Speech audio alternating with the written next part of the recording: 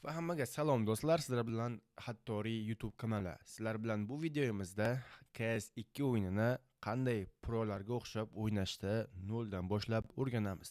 Tayyor bo'lsangiz, biz esa boshladik. Shunday qilib, bu o'yinda o'ynash uchun bizga eng asosiy kerak bo'ladigan bu quloqchinlar, naushniklar. Biz bular bilan odamning qayerdan kelishini, qayerda turishini va qayerdan chiqishini bilamiz.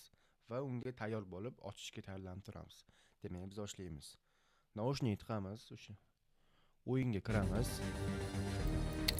Kirganimizdan keyin va biz hozir birinchi o'rganishimiz kerak bo'ladigan narsa bu kallaga poylash.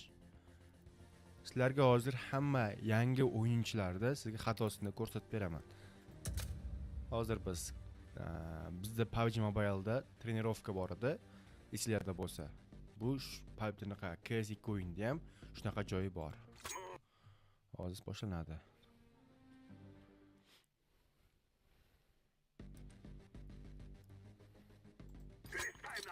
Xo'sh, sakraymiz.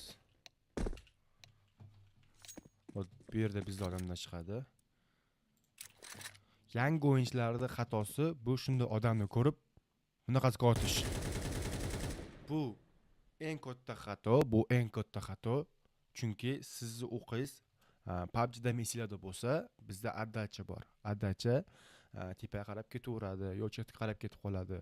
CS'da u addacha yana ham kuchliroq va uni ushlash PUBG'ga qaraganda sal qiyinroq, chunki biz PUBG telefonda o'ynardik.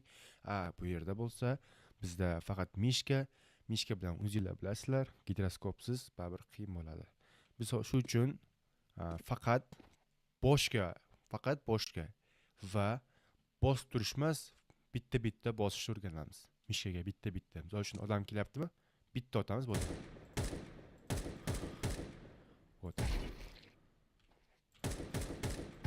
Shunaqasiga. Mana bu ochish bu xato bu.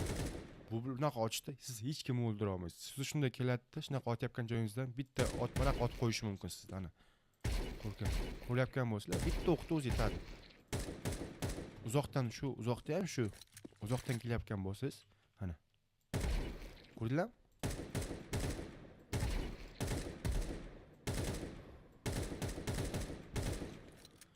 Pistoletda ham bizda shu holat, faqat kallasiga. Qancha kallaga foydasilar, shuncha kallaga tegadi. Hozir bu pistolet bo'lmaydi, almashtiraman. Xo'p, qaranglar.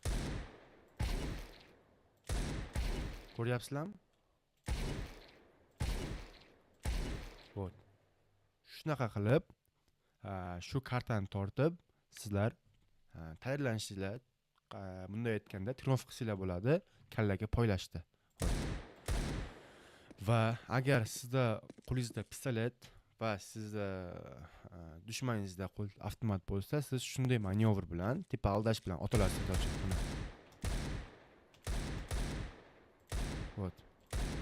Hatto uning qo'lida avtomat bo'lsa, u bizga o'xshab bunaqasiga otsa, biz shunday pistoletni olib, boshga muchallab, shunisiga otib qo'yamiz.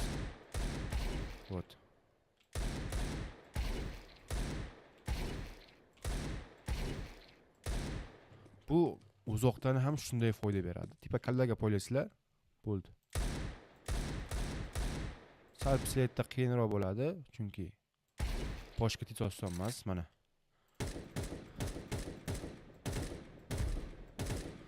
Uzoq turganda bitta otsangiz bo'ladi, lekin mana qilib mo'yniga olib nishonni anaqa qilsak otsangiz bo'ladi. Mana, ko'ryapsizlarmi? Xo'p. Chunki bizda avtomatimiz avtomatik ko'tarilib ketadi-da, uning boshiga tegadi. Uzoq masofada shunaqa qilib o'ldirsa osonroq mana. Ko'ryapsizlarmi? Xo'p.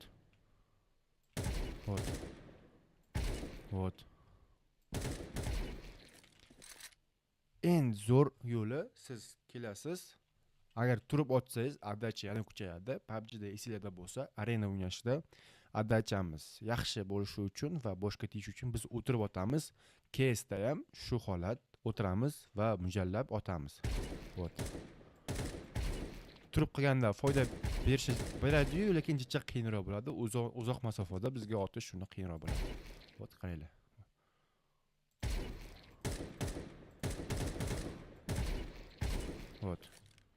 Pistolетda ham shu holat. Mana. Главный kallasiga mo'ljallasanglar bo'ldi. Bu yerda pritsel degan narsani qancha kichkina bo'lsa, kichkina deganda ko'zi ko'rinagan holatda bo'lsa, shuncha sizga kallasiga poylash shuni oson bo'ladi. Misol uchun maniki bu kallasi bilan bir xil, qancha uzoq bo'lsa ham kallasi bilan bir xil chiqadi. Shuning uchun men mana bunaqasiga o'ldira olaman.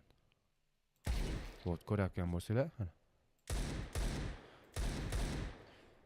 Bu bizning birinchi darsimiz CS o'yini bo'yicha. Agar sizga bu video qiziq bo'lgan bo'lsa, like bosib, podpiska knopkasini bosib qo'yishni unutmang. Va agar shunaqa videolarni ikkinchi, uchinchi qismini chiqarishimni xohlasanglar, kommentariyaga yozib qoldingizlar, albatta sizlar uchun video qilishdan to'xtamayman. Sizlar bilan Hattori kanali Abdulla Ergashbayev. Hammaga xayr, hammaga omad.